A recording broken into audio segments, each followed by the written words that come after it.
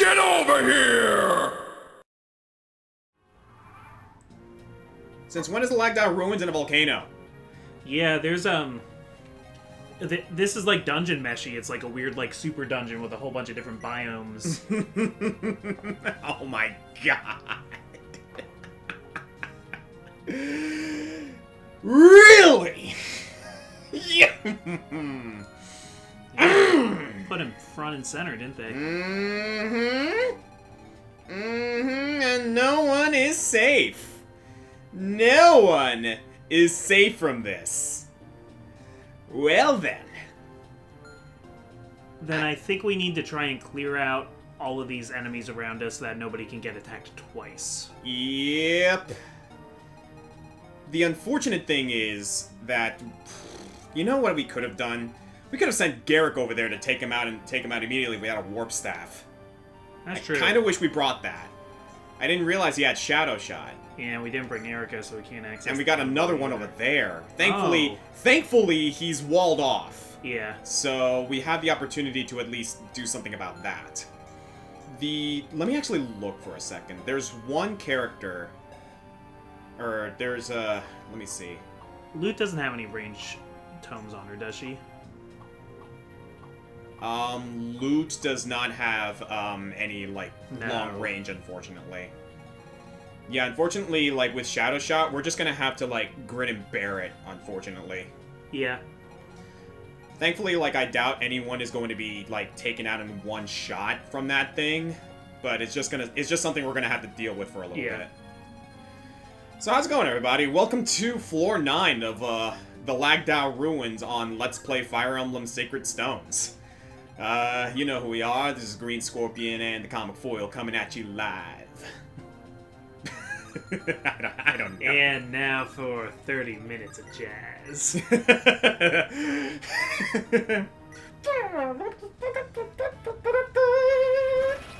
To Artur coming in with his hit song, the Lightning Crit. Oh goodness, I'm going to be a little bit panicky right now because holy crap, this is a bit of a scenario here. Tonight's program is brought to you by Garrick and his big-ass sword. Hello, this guy's got a Shamshir! These guys are funny. Okay. This is a fun group. This is quite a comedic little troop we have here, isn't Yeah. it?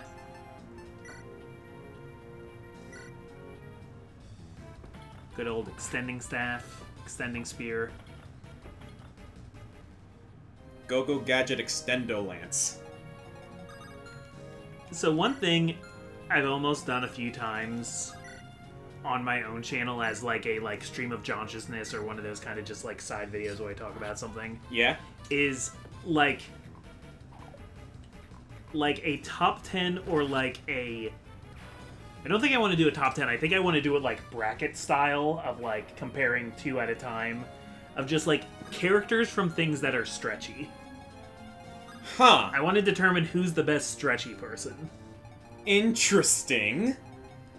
Like Mr. Fantastic Stretchy? Yeah, so you got Mr. Fantastic. Also from Marvel, you got Kamala Khan. That's right. And then also you have a Flatman who's from the Great Lake Avengers. Mm-hmm. Obviously, there's Plastic Man and Elongated Man. Correct.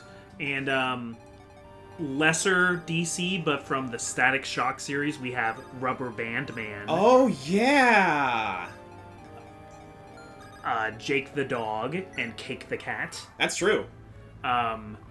There's a lot of them. Elastigirl, aka Mrs. Incredible. Of course.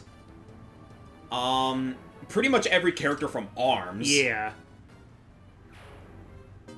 Choosing one. Okay, not all of them, technically, because, like, some of their arms are not exactly, like, stretchy in and of themselves, like Mechanica and Twintel. Yeah, and that's the part of this I need to, like, still figure out is, like, what I consider... Because, like, Go-Go Gadget Arm is what made me think about it, but it's not that it's, like, stretchy, it's telescopic. Mm-hmm. Oh, Mulder. Yeah, Mulder's gonna be the one to take the brunt of this, unfortunately, because, like, unless we can get someone over there, like, here and now, he's gonna be the one to take these hits, and that that 10% critical chance has me scared.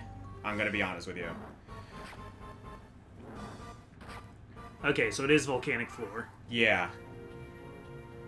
Yeah, oh man, he's right outside of the range of, like, us being able to... The only thing I can think of is maybe sending Vanessa over there. Yeah, I think we have to. I mean, she's got the Philly shield, so... Oh no, we can't go past these! Oh, right. Are you kidding me? Yeah, Yeah, because... no, we just have to grit and bear it and hope he can survive. Yeah, we need to take 5 hits. 5 hits, all with 10% chance critical. I mean, if you want, you could rescue him with somebody who has better resistance. That's possible, actually. Natasha can easily take it. Yeah.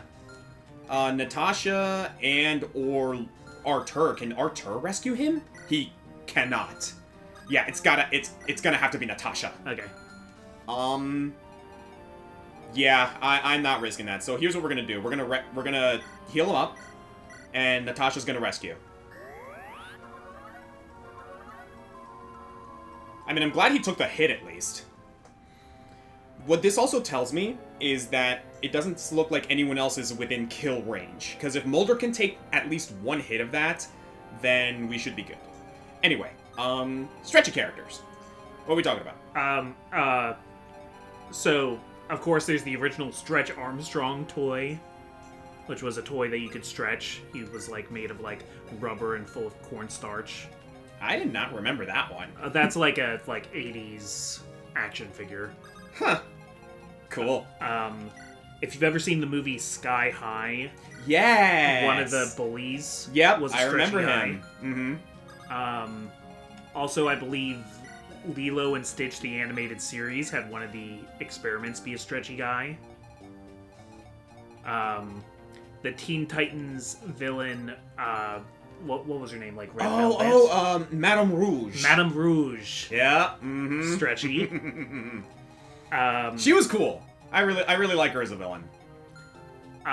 In the show Venture Brothers, there was a parody of Mr. Fantastic named Mr. Impossible. Hey Kim, you there? Yeah, not that. Not to be confused with Kim Possible. Yeah, not Kim's dad. Right. The rocket scientist. A little guy named Monkey D. Luffy. If you've ever heard of him. A little guy named Dalzim. And then I guess also, by that extension, Necro. Yeah, also Necro. Yeah, I remember Necro. I thought about Choji for a little bit, that he's got a few moves where, like, his arms get really big, but he doesn't really quite fit the stretchy thing. He's just got, like... Choji has expansion, not quite stretch. Sometimes he would use that to make, like, big hand far away, but it wasn't quite the same thing. Spinel from Steven Universe. She's the one who was the villain in the Steven Universe movie. Oh yeah. With like one of the best villain songs ever. That's right, I heard this story over and over again. Yeah, so that's about as far as I ever got. Now you got me thinking about it. But I think you pretty much covered everyone that I can think of. At least, like, as far as I can remember in regards of, like, stretchy characters. Yeah, depending on the situation, sometimes SpongeBob stretches, but, like, it's not really, like, a superpower. But there was that episode where they teamed up with Mermaid Man and became superheroes with the costumes, and Patrick became, What was his superhero name? Darn it. Nuts! Frick!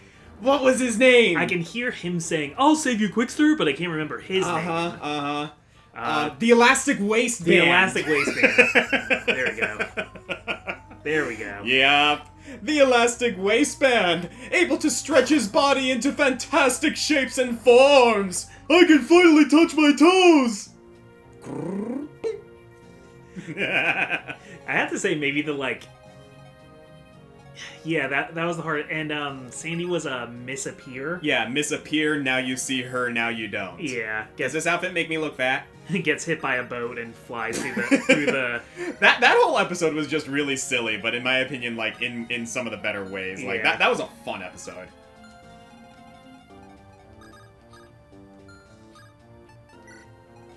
Yeah, so sometime bracket-style best Stretchy character.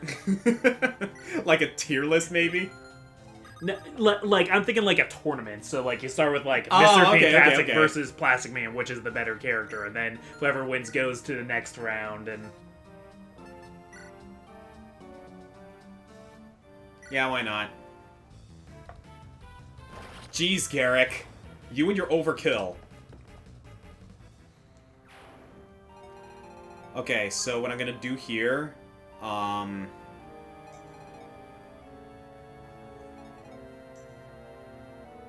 Actually, hang on a sec.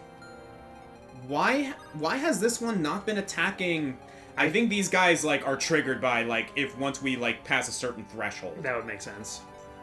Yeah, because I was thinking of maybe putting Natasha here, but if this guy were to move, he would have been targeting Gilliam by now. Yeah.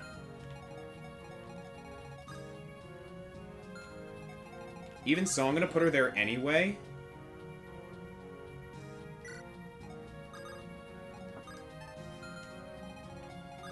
Yeah, this'll work. Alright. We shall go from there. Yeah.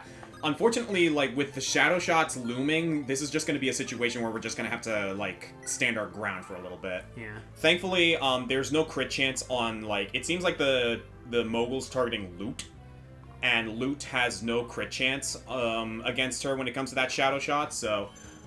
Oh, yeah, because she's standing next to Ross, her stats go up. Yeah. Okay. I forget what they benefit from their... I'm not sure either, but it looks like it benefits her dodge chance. I am not going to complain. I like how some of these monsters are just standing on hot coals. I'm not going to complain. Yeah. Hell no. Okay, I know how I'm going to do this. Because we do want to get rid of you. You're just... barely not strong enough. Then in that case, how about you? Yep. Yeah, he's gonna get counterattacked now, but That's fine. I just needed that archer out. And now, to make sure that he doesn't get meleeed...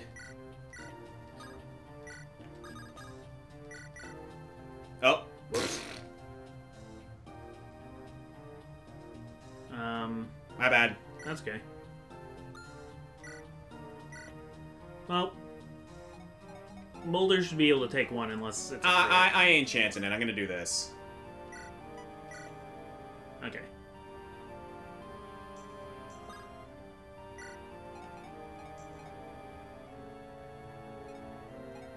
Can the melee people reach Vanessa? No, they cannot. Yeah, then maybe we just want to leave it here. Mm-hmm.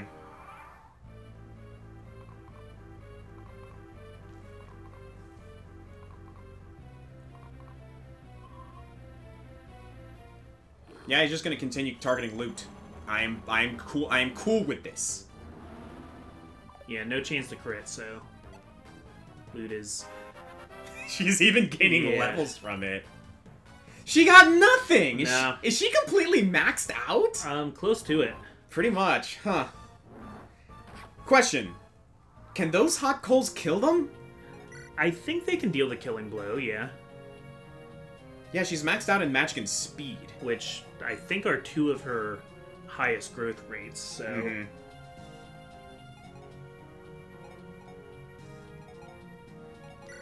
You have an Iron Blade, which, like, these guys can handle just fine.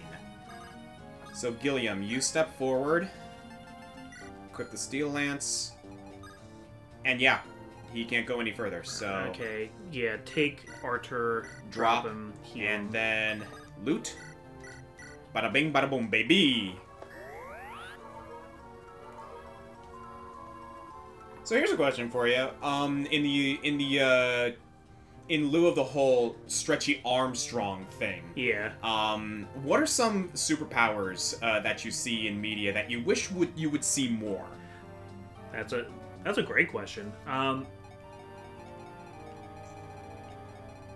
So, because part of, like, that's why I thought of Stretchy in particular for, like, a thing to do that, because there's, like, it's a power you see a lot, even though it's not considered a very good power. At least by, but, like depending on the universe or what, like... because, like, on the one hand, it's like, okay, yeah, this doesn't seem like all that great of a power. You can just stretch, and, like, certain characters, like, say, I guess, like, Elastigirl would be a good one. Like, you can tell there's some certain limitations to it, but it's still a very useful ability. And then you got guys like Plastic Man, where Plastic Man, he's like breaks the freaking, like... He's close to indestructible. Yeah, the dude, like, breaks the laws of physics, like, on a daily basis with his power. Oh, they do kill them! Huh! Yeah, that's gonna thin the herd. Yeah, I mean, we lose some experience out of it, but what the fuck do we care about experience right now? Everybody's practically maxed already. Alright, he's out of Shadow Shot, so I think we can start moving forward. It's just a matter of, like, moving forward while also, like... Yeah, we can also drop Mulder now, because there's finally a place where Mulder is safe. Yeah. Yeah, I'm trying to think. I do feel like... people are catching up, but oftentimes there's, like, hydrokinetics, pyrokinetics, aerokinetics, and there's not enough geokinetics. Yeah, honestly, like, that was actually one thing that I, that you and I kind of, like, noticed while we were working on, top 10, Geomancers and Aquamancers. Yeah. Is that there's not as many of them as, like, we really want them to be. In video games. Yeah, in video games especially.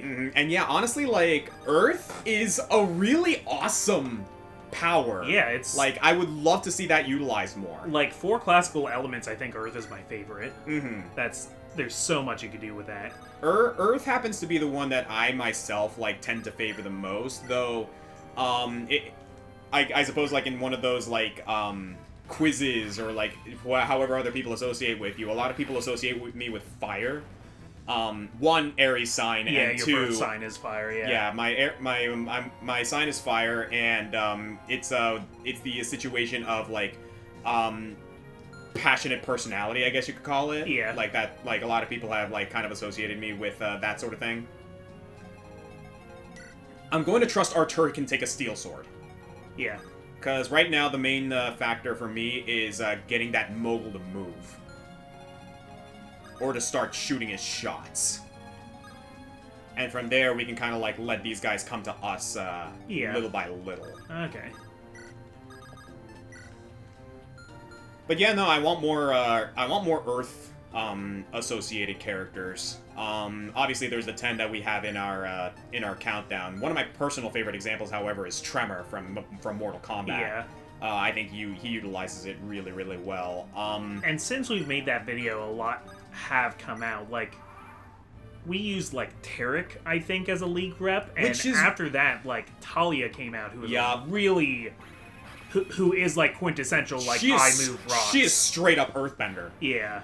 I did like the idea that we had with Tarek, though, in, like, utilizing Geomancy in the form of, like precious crystals. Yeah, gems and their luster and their color. Yeah, I really, really dug the way we handled that in particular.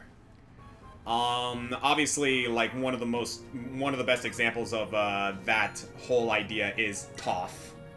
Yeah. Like, Toph is just amazing. And there's Terra from Teen Titans. Yes, very. And in Naruto, there's an entire land of Earth full of people who Earth is their main chakra element.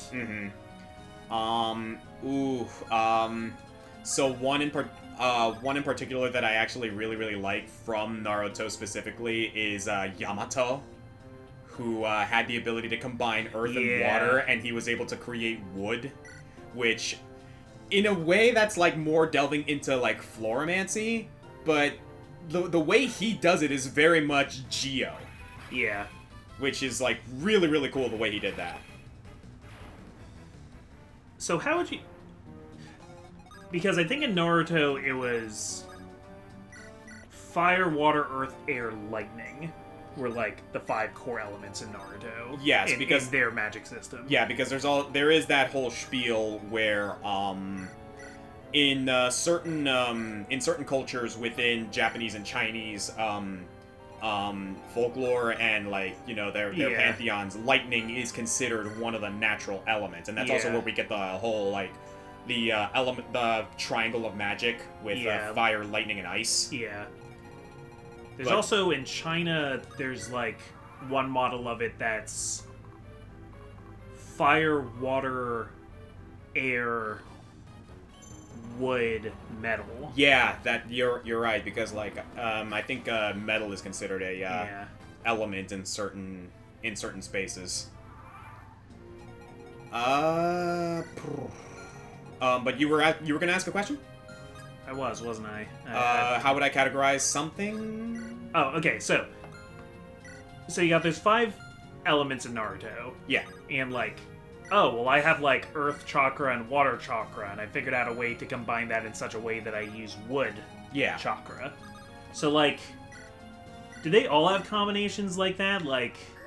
Yes, actually. The episode where Yamato demonstrates it to Naruto,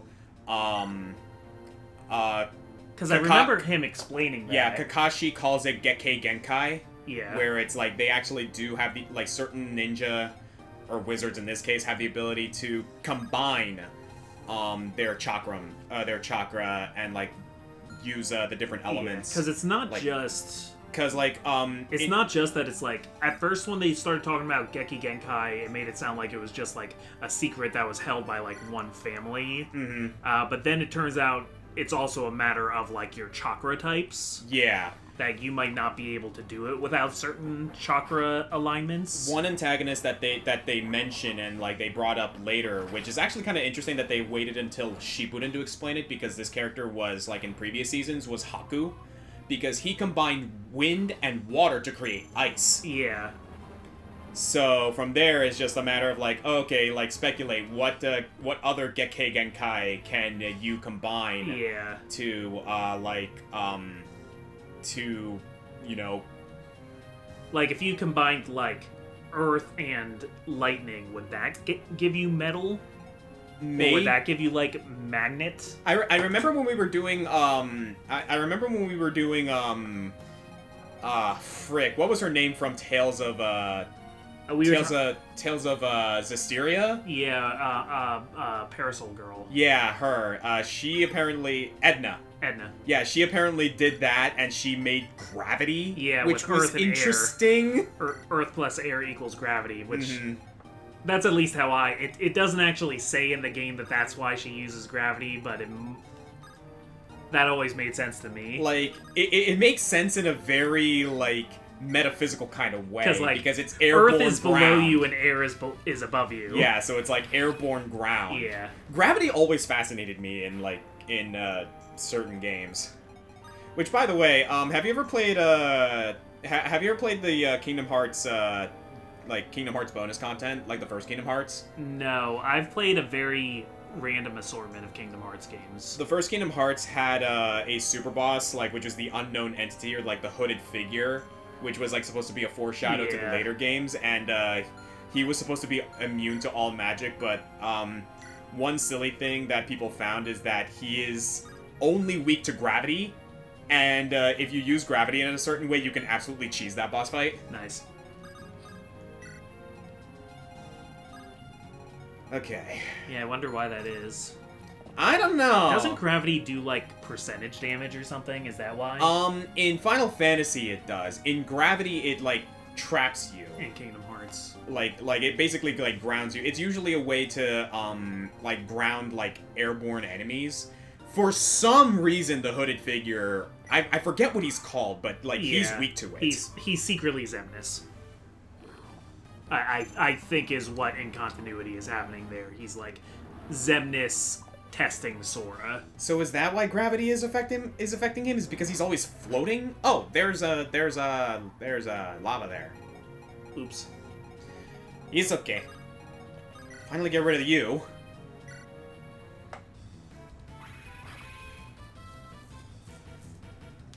Artur, you're going a little crazy with these crits, bro. Yeah.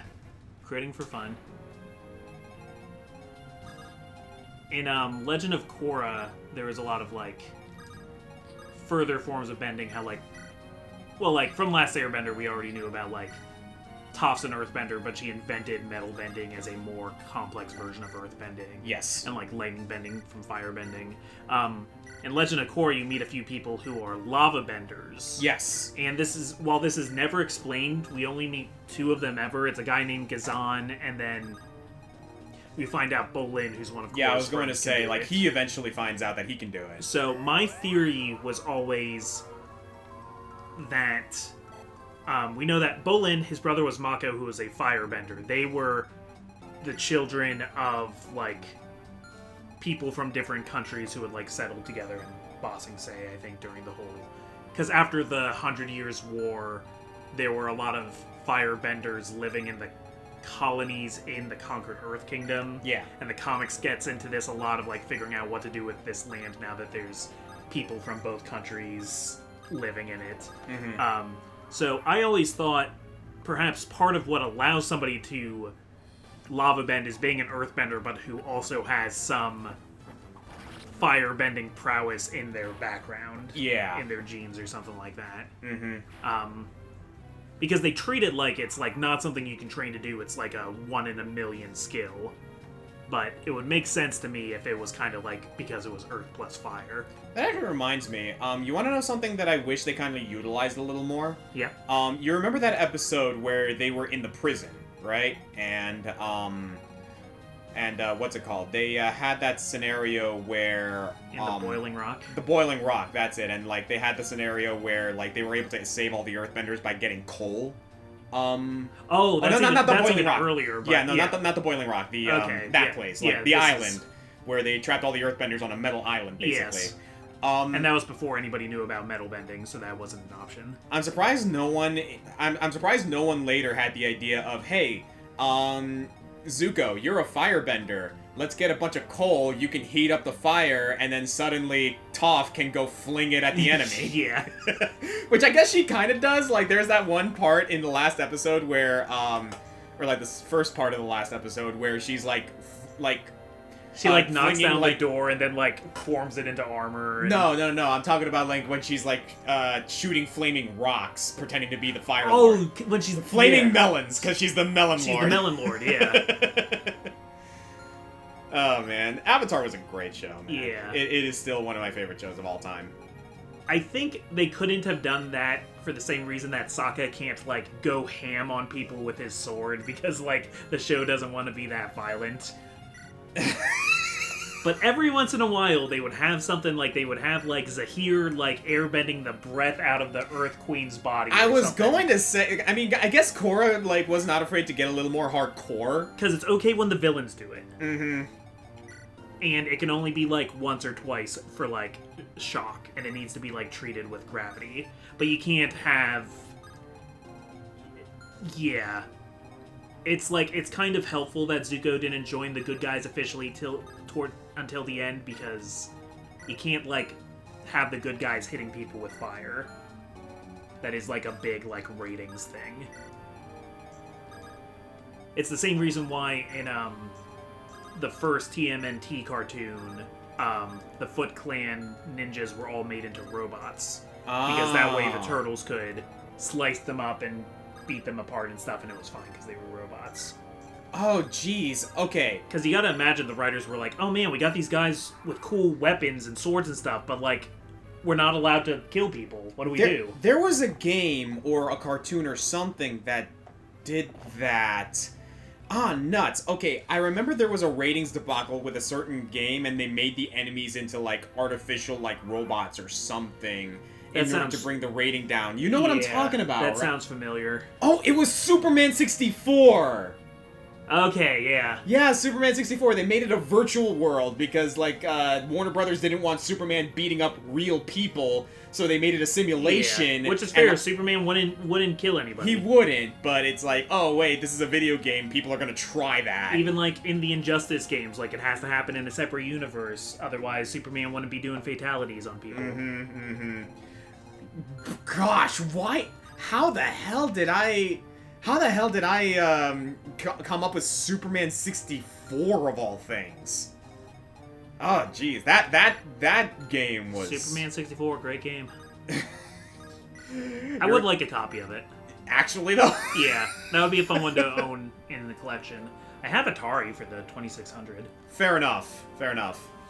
Atari 4... Isn't the Atari 2600 the Atari 2600? Yeah, but there were other Ataris. Oh, got it. There was an Atari 5200 and an Atari 7800.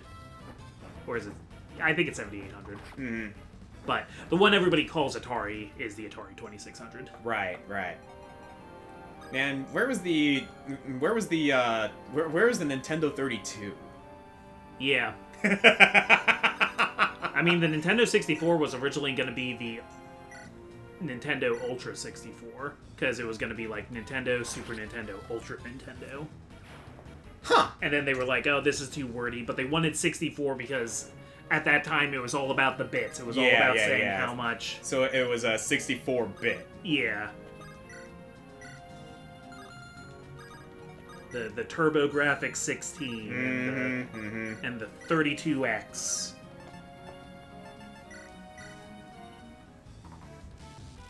I don't even know how many bits are in like a PlayStation 5. The funny thing is, it's like, looking back at that era of video games, a lot of it was just jargon. Yeah. Like, cause like the whole 16-bit, 32-bit like spiel wasn't actually a thing. Yeah. It was just kind of like, oh yeah, that's like that's like what they called it in order to like, market it and whatnot. Yeah. It like kind of refers to processing power, but it's not as simple as just like, oh man, like 32 is better than 16. Like, yeah. most of the games on the Sega 32X were kind of crap. That goes without saying. I mean, it has like some like cult classics like Knuckles Chaotix, but besides that, I wouldn't even say Knuckles Chaotix is like a good game. It's just like a hidden collector's item. Okay, here's a good question for you. A game you just mentioned Superman 64, right? A game that you know for a fact is terrible. I'm surprised that guy didn't go after Garrett, by the way. A game that you know for a fact is terrible, but you wouldn't mind owning. Okay, yeah. So there is that one. I haven't been expressly looking for it, so it's not like I haven't been able to find it. Mm-hmm. But I think I would like to have a copy of Sonic 06 for the Xbox 360. Okay. I think I would play it. I think I would try it. If I recall correctly, like, that guy did, like, 19 damage, right? Yeah. So, by that logic, this mogul would do 38 damage. Or, like, 19... Oh, even less, because his magic is actually not that full. So, because I'm trying to, like, I'm surprised this... Oh, he's too far, actually. Can we run loot up there to hit him? No, I'm gonna have him come to us. Okay.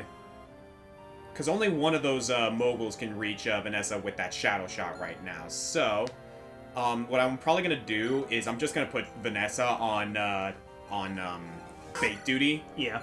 She'll bait this Cyclops into coming in, and then we can take care of it from there. Yeah, we're pretty much just sitting pretty for the time being. Yeah. Granted, I've been kind of like more interested in Sonic lately because I have been playing Sonic Colors, as you guys can see on my channel. Good playthrough so far. It's kind of funny because I'm listening to like everything that you're talking about, and part of me, like, obviously because like I'm so used to like doing Let's Plays with you and all that jazz, like part of me is always like, oh man, I want to like tell him about like my thoughts on this whole spiel because like I love Sonic. Yeah. Like I am a huge Sonic fan, so it's just one of those things where it's like, you have any Sonic thoughts you want to share now? I mean, we're here, we might as well. So I mean, like, where would you rank Sonic Colors in like the pantheon of the Sonic games? In my personal opinion, it is like in the upper echelon of Sonic games, at least when it comes to the Boost era. Yeah. Because looking at it now and like watching your playthrough, right? In hindsight, the game is the game's very hokey. Like, it is absolutely hokey. That's the one thing like, I'll say for it. The like story, the cutscenes are doing nothing for me. And honestly, like, I'm like watching you play through it now, and I get it. Like, I actually do kind of get it. It is big cringe for me. It is not. It's nothing that like is necessarily a deal breaker for me personally. Yeah, but doesn't ruin the game because it's completely separate from it. But believe me when I say like I remember liking this like back then, but like, you know, I was younger, I was like more impressionable when I like played that game. So like when I was in high school, like I was like, oh no, this is funny. Like, you know, it's okay, some pretty cool like personality that they gave Sonic and everything. Yeah. And it's like this is also coming off the fact that compared to Sonic 06, like, you know, things like that, and Shadow the Hedgehog. Because it was like, 06, then Unleashed, then Colors. Yeah, coming off of those games, I can forgive the I can forgive the hokey story a little bit. We were in a rebuilding period. Yeah, which and like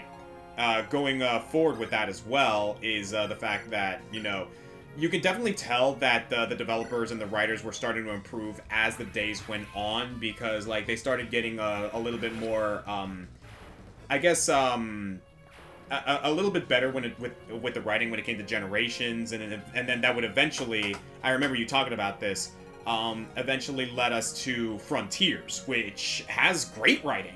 Yeah, I'd say Frontiers has a very different approach to it than Unleashed, Colors, Generation. Absolutely. Lost and World Forces. In my opinion, to its benefit, because like it still captured a lot of because if I recall correctly, I think you mentioned this also, Ian Flynn helped with the writing of that game. Yes, he did. And it shows. Yeah. Like, it's still a very lighthearted story with a sense of still having some serious tones to it in the form of, like, some character growth with certain characters, like with Tails, like with Knuckles, with Amy, even the whole Eggman having a kind of sort of kid. Yeah. Which was really, really weird. Oh, I didn't even talk about that. Yeah, with what's his face? Sage. Yeah, and it's like, this should be strange. This shouldn't work, and yet it kind of does. Yeah, because that was like the Sonic Adventure games were hokey, and they were more so hokey because they took themselves very seriously. Yeah. Because Sonic Colors doesn't take itself seriously at all. Yeah,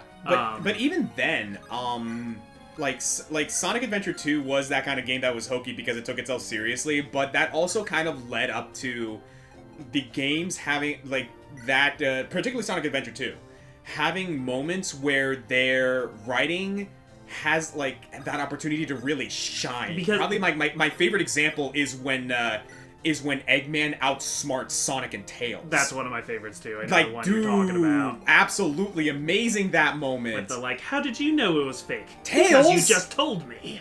Dude, like, that's the kind of villain that I remember, like, loving about Eggman. There's that like, 300 IQ. Yeah, he's like, he has tunnel vision, but when he pulls off a actually clever gambit, it's pretty awesome. And then like that like Tails boss fight kind of means something because like Sonic just got shot out into space and Tails is like, okay, like Sonic's counting on me. Like Sonic's never like needed me to do anything. I need to be his hero for once. Mm-hmm. And like that was awesome. It's just it's so sincere. It's taking itself so seriously that sometimes it can like really hit. It's one of those situations where it's like, yeah, this is hokey as hell, but for some reason I'm into it. Yeah, Sonic Colors is never gonna hit like that. No, like, no, it's not. It might have some jokes you like. Yeah, but that's essentially the situation. A lot of what endeared me with Sonic Colors, admittedly, was like the music, the aesthetic, the gameplay. I love the wisp mechanic. And it might have been their idea to like, okay, let's like stay out of the way of the gameplay and just like, yeah. And I think that's like part of what I think that's part of like the detriment when it comes to Sonic Colors is that like looking at it nowadays, yeah, like a lot of the writing is just very cringe. And the gameplay is great, don't get me wrong. If you had asked me what I think of Sonic Colors before, like a few years ago, I would have told you it's the best of the Boost era. Nowadays, no. I would say that's probably Frontiers. See, it's gonna depend on what the next Sonic game is. Yeah. The next big Sonic game. But if we have like the classic era and the adventure era and the Boost era, I think it's possible that Sonic Frontiers turns out to be the first game of whatever the next era is. if they like can make another like big game, maybe it'll be that's like, fair. Maybe it'll be like the open world era. Maybe it'll be like the Ian Flynn era, like the Frontiers era. Yeah. I don't know. It depends on.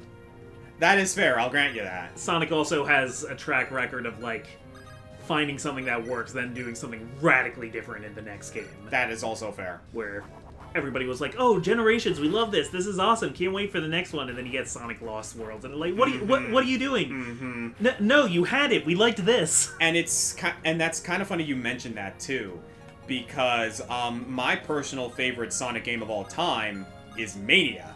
Yeah. And Mania was a return to form for like classic Sonic. Yeah.